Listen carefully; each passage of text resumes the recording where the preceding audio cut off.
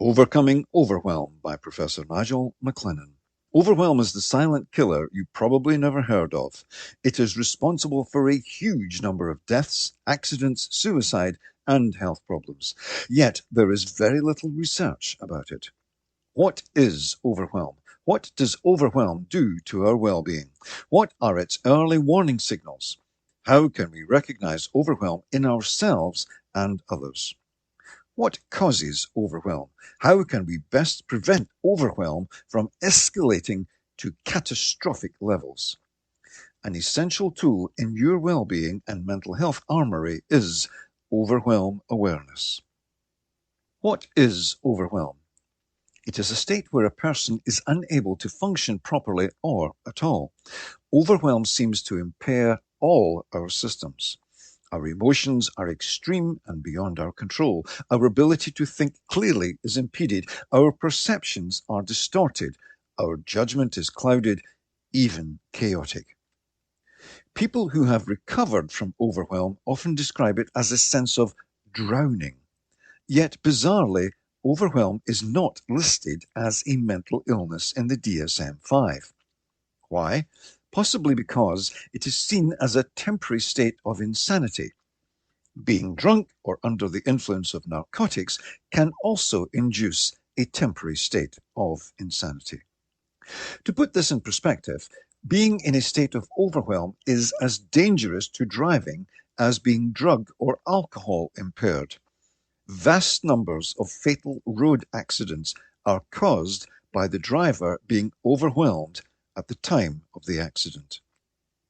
Most of the wisest people I know will not drive a car or operate any other transport method if they feel stressed, emotionally upset, or even close to being overwhelmed. They know the dangers. Would you be the passenger in a car to a driver you knew was overwhelmed? I hope not. What does overwhelm do to our well-being? Full overwhelm can be debilitating and often fatal. It puts us at risk of self-sabotaging decisions or self-sabotaging absence of decisions, which can be life-harming, life-changing, or life-ending in the worst case.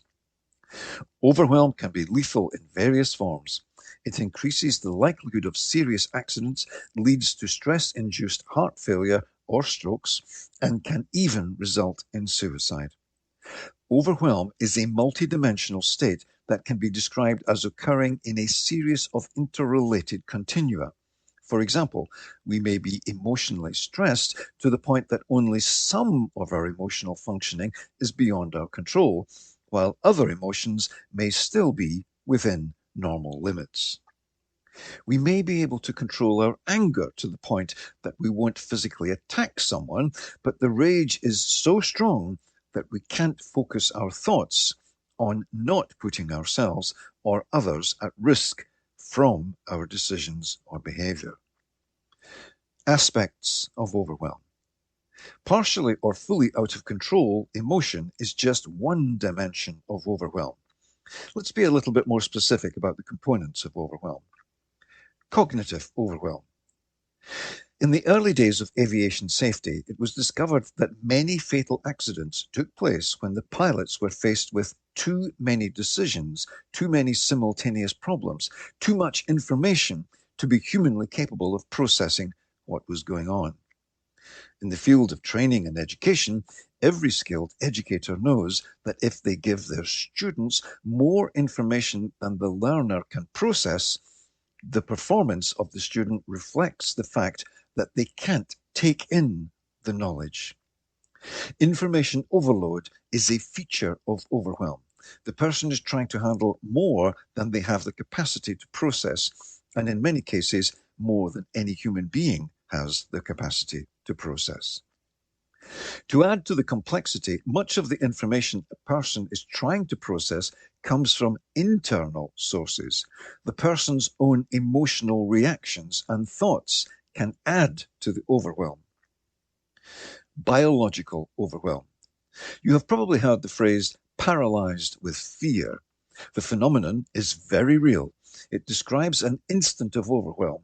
The person's own biochemistry, their own emotional reaction and cognitive processing overwhelms them to the point of being unable to take any action.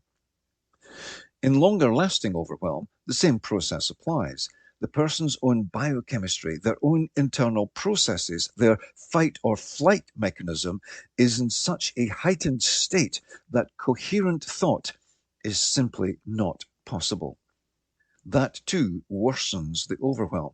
The person is aware that they cannot act, and that manifests the sense of being out of control even more. Physical overwhelm. Constant stress from being overwhelmed manifests in physical symptoms such as headaches, muscle tension, and fatigue.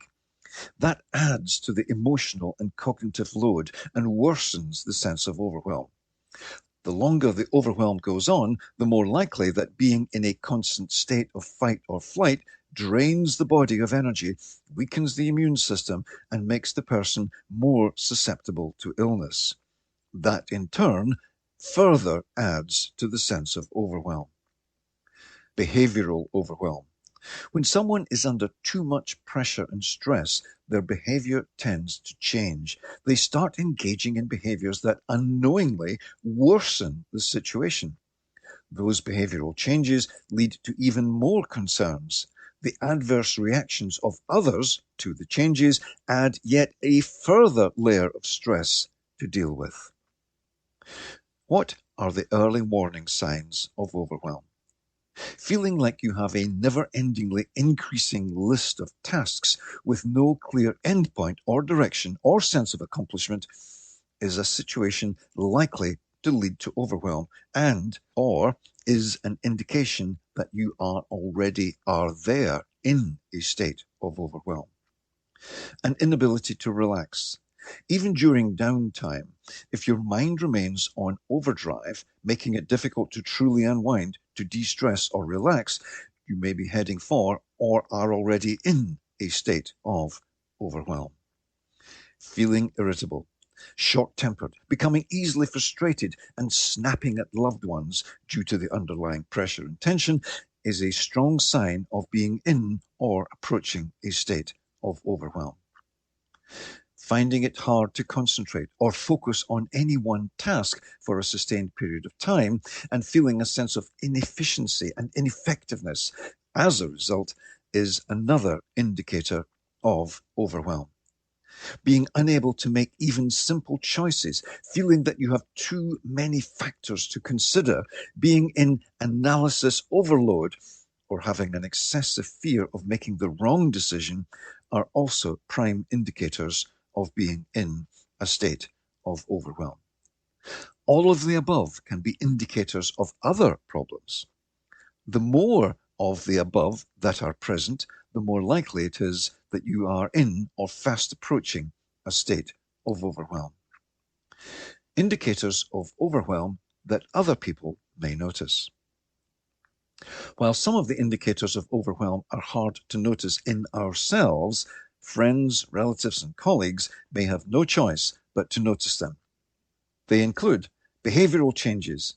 A usually reliable person starts missing deadlines, making careless mistakes, dishonoring their commitments, or seems distant, indecisive, or disengaged. Social changes. Someone who is known to be highly socially skilled starts avoiding interactions, appearing withdrawn and disinterested in conversations that they would normally welcome and enjoy, could be in a state of overwhelm. Emotional changes.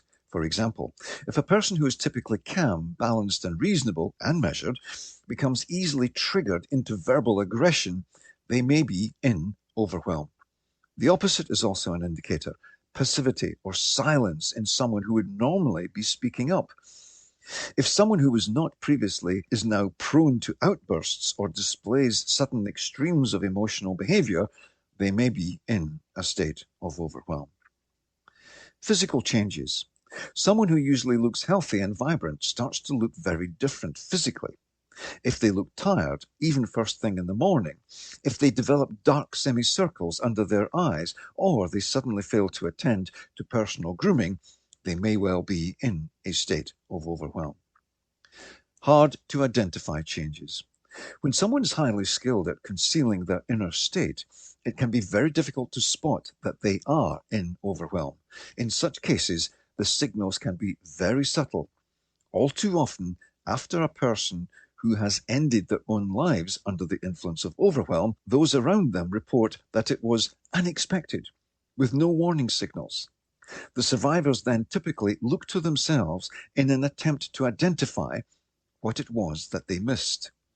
Any retrospectively spotted signs can be so subtle that even experts would not have been able to spot those signals in real time, even if they were present, unless they were actively looking. What causes overwhelm? Here are some of the common culprits. Cognitive overload. When someone is subjected to more information than they can process, overwhelm is near inevitable. Unrealistic expectations, perfectionism, impossible goals, or standards can individually or collectively set us up for emotional and cognitive overload and eventually overwhelm. Poor time management.